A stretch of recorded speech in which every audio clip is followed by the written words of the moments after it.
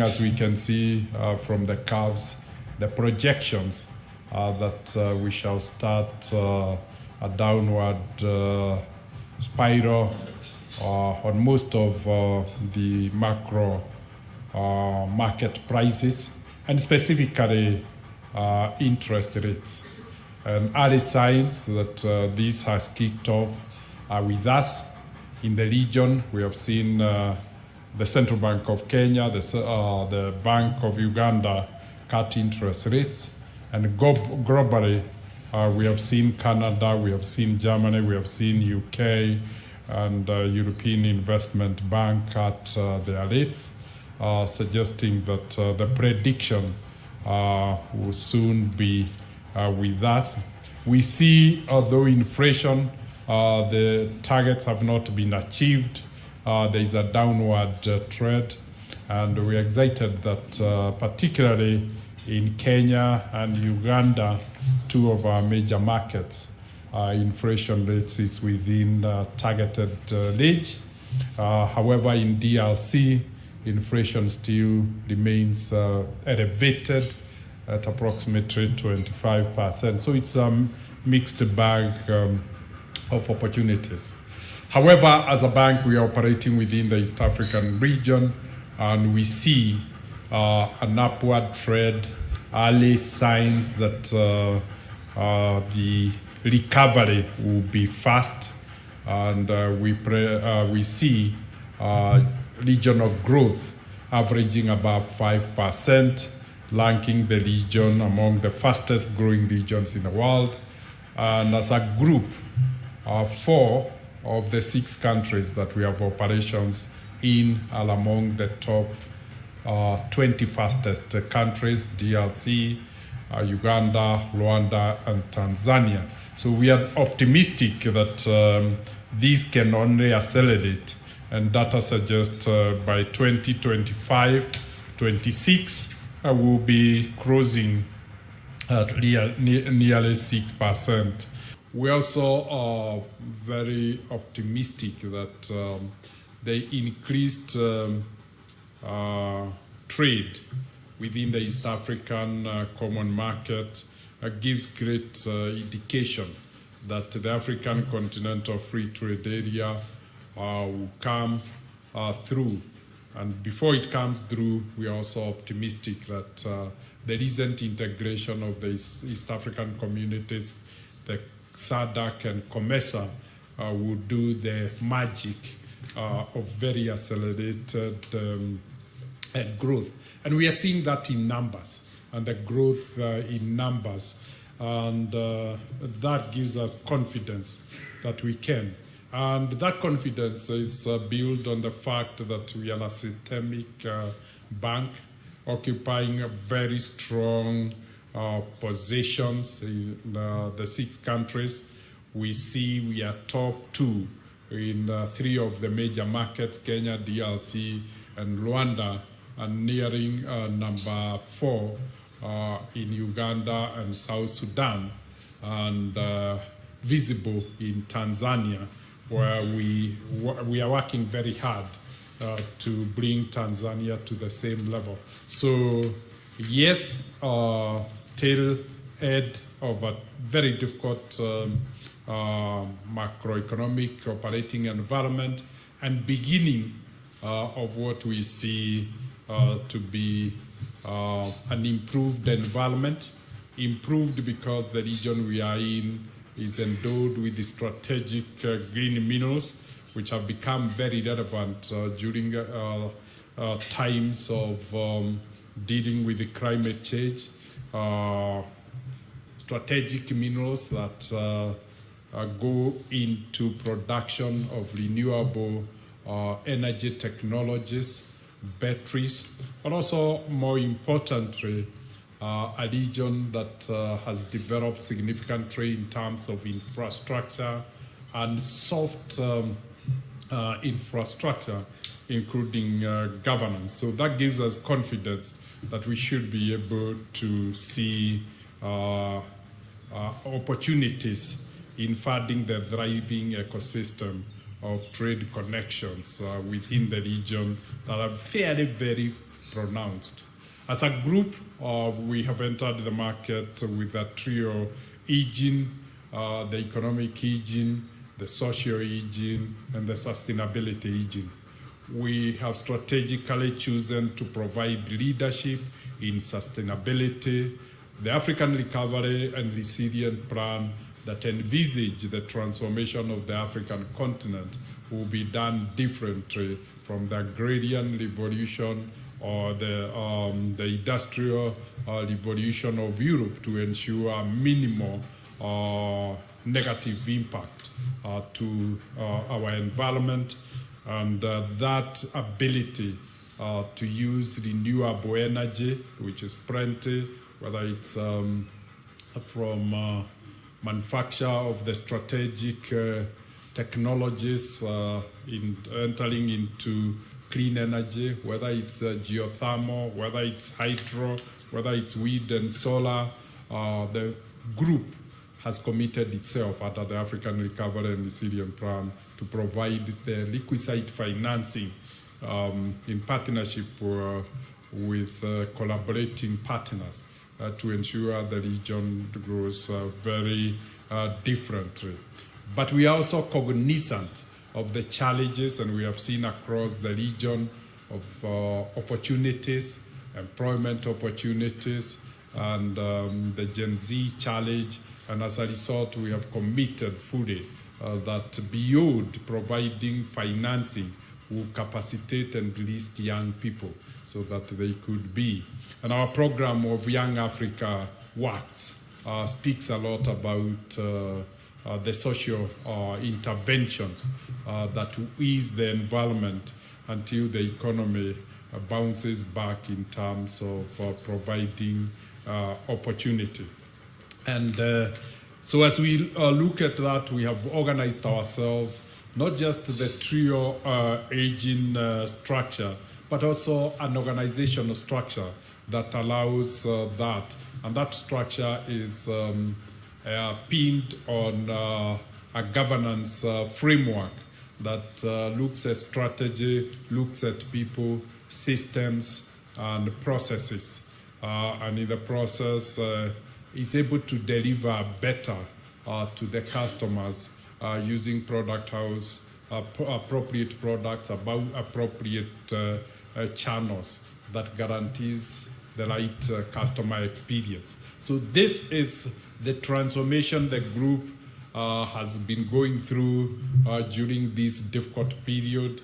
As we couldn't be aggressive, we became internally aggressive in transforming ourselves, preparing ourselves, and leading us ourselves for the turn of the tide. And we are excited the tide is turning when we have brought in the skills, the competencies we require in terms of people. We have developed the tools that can attract and retain the right skills, things like pension, things like ESOP, medical, group life policies, such that performance is appropriately rewarded and compensated, and an enabling environment is put in place. We have also strengthened our governance structures from the shareholder structures, board, and management, and interwoven that with the regulatory framework to ensure, again, that we have the capability as the cycle of economic challenges change. We are well positioned. It is in systems and processes that we have invested most. We know we had challenges when our digital solution took off faster than we expected on the tailwind of the COVID-19. And now we are at the tail end of installing the right systems, processes, a venture we hope to complete before the end of the year, lighting all our policies to fit a digital environment where customers will substantially be self-serving, and where we are using third-party infrastructure. And the impact of all these is increasingly being seen with the evolution of the brand, we're excited that Equity Group is now rated the highest, the most valuable brand in Eastern Central Africa, starting with the Nairobi Stock Exchange. Last week was a great week for us, as Equity was ranked the strongest bank in Sub-Saharan Africa in terms of market cap, and being the Sub-Saharan champion in market cap across the two major markets of Lagos and Nairobi. We couldn't have received better news, such that we now the Sub-Saharan Africa champion are now contesting for top position with South Africa and North Africa. We're also excited that we are Africans' strongest financial or banking brand, and the world's second strongest brand. And the reputation of the brand in terms of ability to interweave social and economic and sustainability considerations make our business model stand out. It's a business model that in 2007 won the Global Vision Award. Subsequently, it won the Oslo Business for Peace Award, which is commonly referred to as the Nobel Prize of Business. So we are excited that the components, the 5 components are in place. And so as the tide turns to a phase of growth and boom for global economy, we could be able to play our role significantly. And as we said earlier on, we have also now focused on the recognition that we are a regional bank, not just a Kenyan bank. We have slowly moved half of the balance sheet, half of the P&L out of Kenya. And when you look at the banking group, balance sheet optimization and efficiency, you see on slide 14, Alex, you see significant change. And while Kenya has been struggling, and we can see whether it is that the earning asset mix, whether it's a net interest margin and returns, we see that it's not true of other subsidiaries, and we see subsidiaries like Tanzania, subsidiaries like Uganda and DRC, earning asset mix improving. We see NIMs neutral despite the challenging environment, and improving in Uganda. So this is the picture that we have. And if we want to go into those details, we provide you balance sheet and P&L of each of the subsidiaries. I will not bother to take you through this at individual level, but I will take a little bit of time on the consolidated balance sheet that comes out of all these subsidiaries. And that balance sheet is a creation of regional diversification. It's a product of product mix diversification. And we see very well the subsidiaries are now holding at balance sheet level at 47% either of deposit or loans, and then at the revenue level, they step up above the balance sheet size, meaning the subsidiaries are more efficient than Kenya. But this is because they are leveraging on the capabilities, the shared services capability of the group. So they have become more efficient, and while they contribute 47% of the balance sheet, in terms of profitability, in terms of revenues, they are contributing approximately 55 on average in each of the parameters. And with an upward growth trend, if you look at the last two columns, where the subsidiaries were this time last year, June last year to where they are June this year, you can see the significant improvement. And that speaks strongly about the success of our regional diversification, the issue of mitigating sovereign risk, and the weight now is such that we are very, very excited about that trade.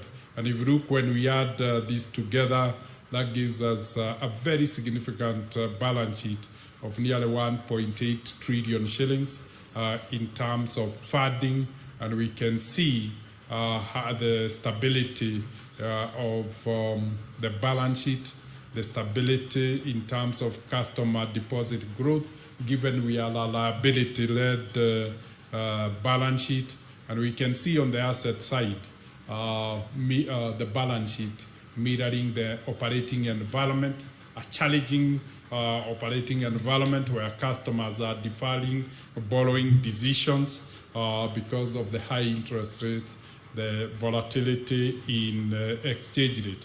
But despite that, we see when it comes to asset quality, the group continues to maintain fairly high asset quality. We may be strained in terms of NPL like any other, but at 12.9 comparing to 16.3, the Kenya banking industry average, the bank is performing at least 350 basis points better than the industry. But what excites us is that the NPL story is a story of a stabilized. The NPLs have peaked, they have stabilized, and we have started seeing early signs. For the quarter, we were at 13.2, we are down to 12.9. But the conservative approach, the defensive strategy of the group shows how we have stepped up coverage, such that as despite the stabilization of NPLs, the coverage continues to go up, and cash provisions together with the guarantees is above 100%. So it's suggesting that we are heading the cycle of difficult operating environment well prepared, having fully provided for the risk of that huge period. And so we could be able to make significant progress as we enter the phase of improved performance. And that then gives us significant data in a granular way, how the provisions are built, at what stage they are in, a comparison of industry, so that we have clarity. And then we look at each of the subsidiaries in terms and compare with the industry, and we seem to be outperforming. And that to me is the most important. Cost of deposit and cost of funding. We are doing much better than the industry, and that speaks to the strength of the bank, the strength of the brand. It doesn't have to compete on price. It also speaks on the liquidity position of the bank, and that then sets the bank ready for rapid growth as the environment improves. Non-funded income, which is truly a high quality earning stream, again continues to move to do better than anticipated. And we also see another phenomenon of easing of the challenge of mark-to-market challenges, the lowest we have been for the last 1 year in terms of mark-to-market easing, and that particularly the settlement of the 2024 Eurobond, the impact it had, and with the cutting of interest rates now last week by the central bank, this then signals that that is also another challenge that is widening out.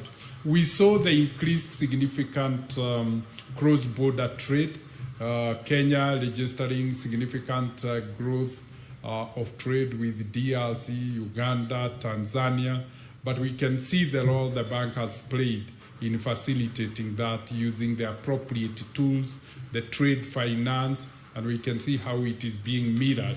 The bank has become a major catalyst. This is because of systemic position within the region. So we can see the banking group continuing to take a dominant position in the region, taking a dominant position in facilitation of trade, and taking a dominant position in terms of size of balance sheet and capability and single lending obligor. But as we are aware, the offensive strategy talked of diversification through regional growth, but also diversification in product offering. And our insurance business, which we have been monitoring, has continued to strengthen, build on the same philosophies of the banking group: accessibility, relevance, and suitability of offering, affordability for the masses, and a reliable provider, the Equity Group brand. And we can see the objective is to have socio-economic impact in increased insurance penetration, improved quality of life, vibrant economy, and peace of mind because risks have been taken. And this has come at a time when you look at the industry, the insurance industry compared to the banking industry in Africa would almost be said to be a failed industry. If in East Africa only we have only 1.34% insurance as a percentage of GDP. And even at Kenya, which seems to have a very advanced industry, it's only 2.3. When you compare that with South Africa at 14%, then it speaks of the headroom that we have, the opportunity, the length of the runway. And I'm happy to say we have crafted the products appropriately. We have mapped these across the African Recovery and Resilience Plan, such that the development of Africa is in a safe manner where insurance products are used to provide cover. And when you look at relativity within the region, again we see the strategic intent that the group is pursuing and the opportunity. And so when you look at market positioning, Equity has had a very strong head start. And we can see the life insurance positioned in terms of gross written premiums to be number 4 in the industry, and group life again enjoying position 6 in the market, giving the 9% and an 18% market share respectively. And given that is the second year of operations, we are confident that this is an area that the group will do well. It has disrupted the industry with the right products, easily accessible, easily affordable, and we could expect rapid growth and expansion of offering now that we have received the general insurance that allows us to provide them the whole range of product. I'm also happy to say and confirm that we have received in principle approval for the health insurance, so they are dedicated businesses supporting each of them. When you look at the life insurance, again, and 2 years, and continue to see the momentum, 27% growth in revenue, 266% growth of asset year on year, net insurance investment at 126, and contract liability at 300. It gives us the momentum. And when you look at how it is being done, it's being done sustainably because it's profitable with a very rewarding return on equity. And that then gives properly in terms of loss ratio. So we are confident we should be able to support the industry to change itself and become very relevant to the population. When you look at cumulative policies, which is really exciting, we are now at 12.2 million policies that have been issued so far, with the cumulative number of unique customers at 5.6 million, larger than the unique borrowing customers in the bank. That is something we didn't anticipate, that the unique customers would beat the borrowing unique customers within the first 2 years, showing the demand or the need for insurance products, and we feel that gap.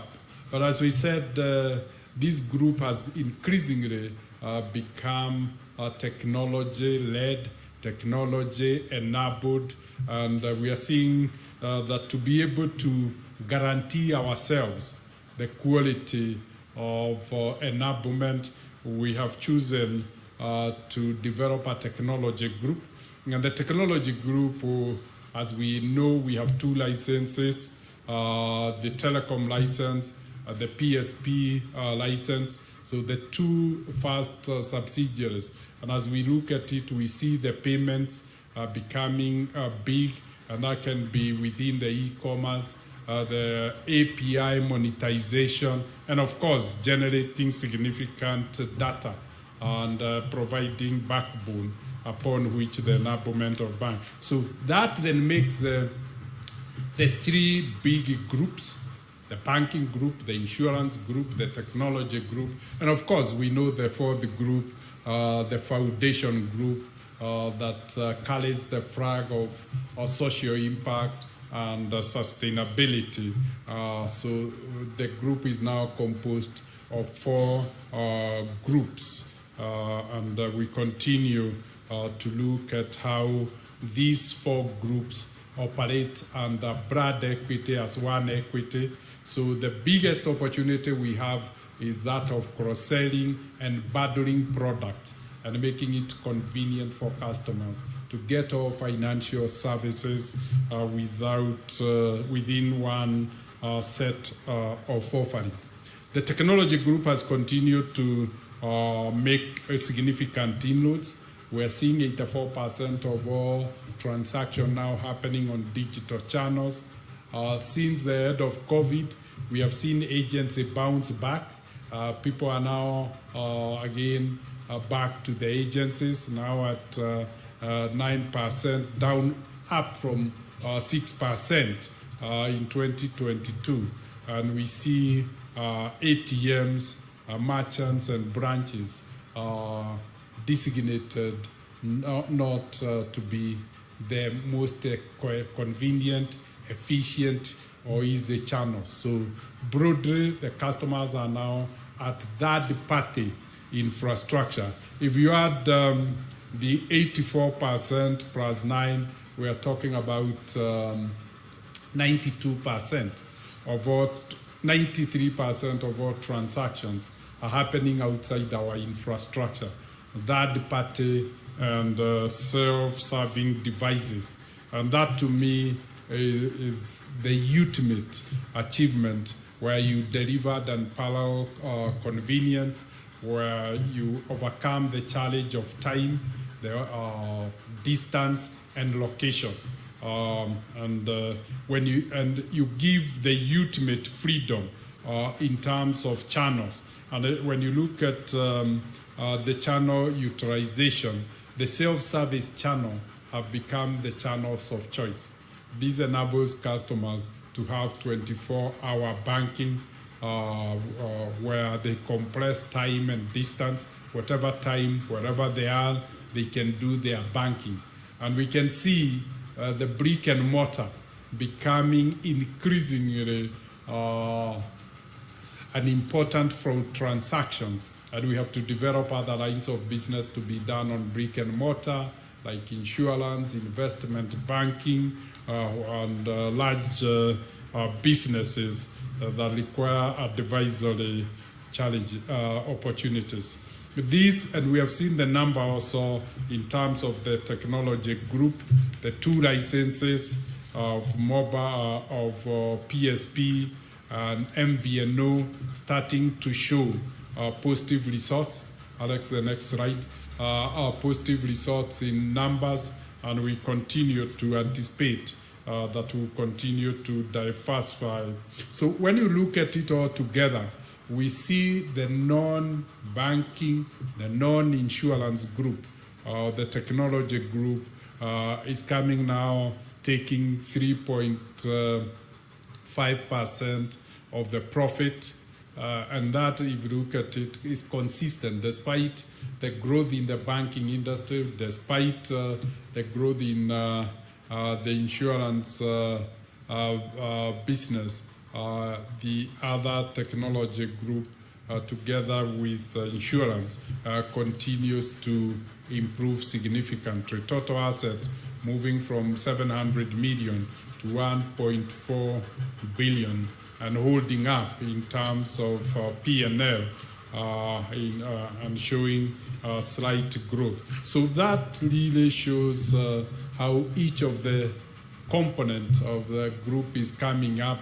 And we are doing this this way so that we can give complete visibility to the strategy of regional and offering diversification. The group foundation has become very hardy, and we feel privileged that we have been able to provide the Gen Zs with significant capacitation, significant de-risking circumstances. It was only last week on Monday when in this same room we saw 113 of these young scholars at the age of 18 get their global scholarships. 13 of them to Ivy League schools, distributed among 27 countries. So we get very, very happy when we see this impact that the foundation continues to give. But it is in enterprise where the foundation has outperformed itself, identifying young people, training them on entrepreneurship, providing funding for them. And we have seen 600,000 enterprises started in the last 3 years, and between them creating 1.3 million jobs. And that level, almost 3 jobs per enterprise. And we feel that is the way to build opportunities for young people. The health pillar, which one would wonder, what is a financial group doing in health? But we realized that you have to solve the challenges of community. And the biggest challenge at the moment is access to affordable, high-quality health. Equity Afya franchise, which again, reflecting the circular nature of our programs. The scholars that we called Wings to Fly, ELPs, joining the Equity Leadership program, going to university, becoming medical doctors. Now they have set 118 hospitals, and between them, they're able to see up to 110,000 patients per month. We're also excited that while agriculture has taken off, our decision to grow 5 years ago to increase our coverage or offering in credit to agriculture has seen us increase our size of loan book from 3% of the entire loan book to agriculture to 16%. And we are now seeing young people, because of this funding that allows to mechanize, move away from rain-dependent agriculture. Young people are showing interest in agriculture, and we are excited and we are optimistic. Before 2030, we'll have 30% of our entire loan book, 30% of the entire loan book being in food and agriculture. And partnerships with the UN agencies dedicated to agriculture, that is World Food Programme, IFAD, and FAO, has helped us to lead a move with speed. AGRA as a partner, and we are seeing now new partners coming on board. IFC has become a significant partner. We have a facility of $200 million for them for mitigation and adaptation to climate change. And last year, we were linked to the bank with the largest number of loans for small-scale farmers, lent for mitigation and adaptation. That ability to focus on the main sectors, the lead of the lead economy, to provide opportunities has really given up. So united to a common purpose, with those who can become banking partners, foundation partners, and the implementing partners. We are seeing that we are able at a scale to deal with the challenges of employment, opportunities, agriculture, health, sustainability, environment, and this team spirit, this common framework of collaboration that the foundation has adopted has become fairly strong, and it continues to shape and enhance the breadth of the group. So the foundation has as much weight as the economic engine with its three components of technology, banking, and insurance. The foundation one also has three components. It has social, it has governance, and it has sustainability. And we can see how it has used $600 million, $662 million of spend together with its partners in each of. So that broadly then leads us to ask, and how are the numbers? And the balance sheet of the bank of the group is now at 1.746 billion, registering a 6% growth above the 4% inflation. So it's net positive growth, and it's a growth led by the liability side, 11% growth in deposits and 11% growth in shareholders' funds. And that has allowed the bank to build a war chest of 341 billion shillings in cash, which has shown a 55% growth. And as we said, as the tide turns, you can see how ready the group is to fund the new opportunities, the new green shots in a new emerging environment. And we are confident that will reverse the trend of declining loan book because of customers holding up. I'm excited to say we'll start stimulating loans with the reduction of the central bank rate by 0.25. We are passing that over to the customers, and we should be communicating to the customers lowered interest rates, and it's in the hope that will stimulate borrowing, and that stimulated borrowing, as we can see, we have a war chest of cash of 341 billion to bankroll that lending. We have seen the stability and quality of our loan book, so the head of the difficult environment finds us well prepared to the growth phase. In terms of P&L, we see the challenge of at the top line, where interest expense continues to grow faster than interest income. But we are confident that with the central bank cutting the rate and showing early signals that it will cut rates on treasury bills and treasury bonds, then we'll normalize and money will come back to the market and comes back to the market to be read to the customers. We see non-funded income holding up despite the challenges, heavily driven by trade finance.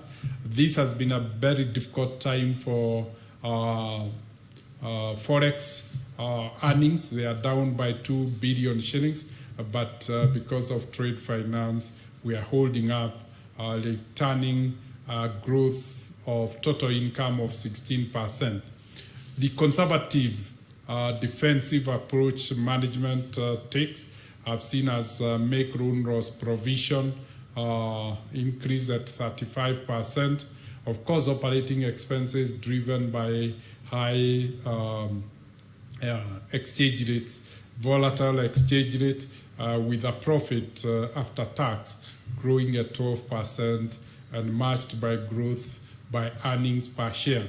So profit after tax has grown from 26.3 billion to 29.6 billion. Accountants would allow that to 30 billion shillings nationally. And I promise to the shareholders that, dividend seems assured this year. Earnings are growing at 12% earlier. But it's when you look at the analysis of ratios, then it becomes apparent.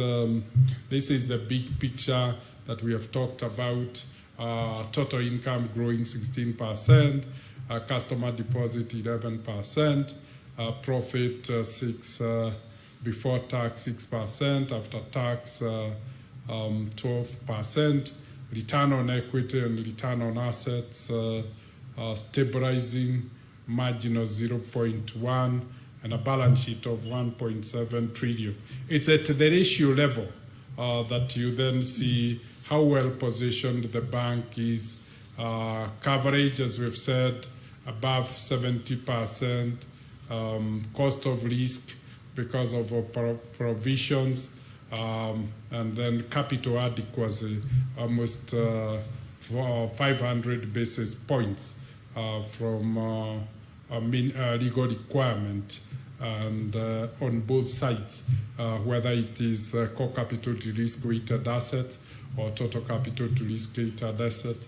And as we said, liquidity at almost 57%, and we saw cash growing at 55%, showing the readiness of the group to support the customer base, to support the economy as we move on. So broadly, those are the top headline numbers. Very healthy balance sheet, healthy profitability, healthy ratios, strong buffers, and strong cash position ready to address the needs of the customers as they bounce back as the economy turns around.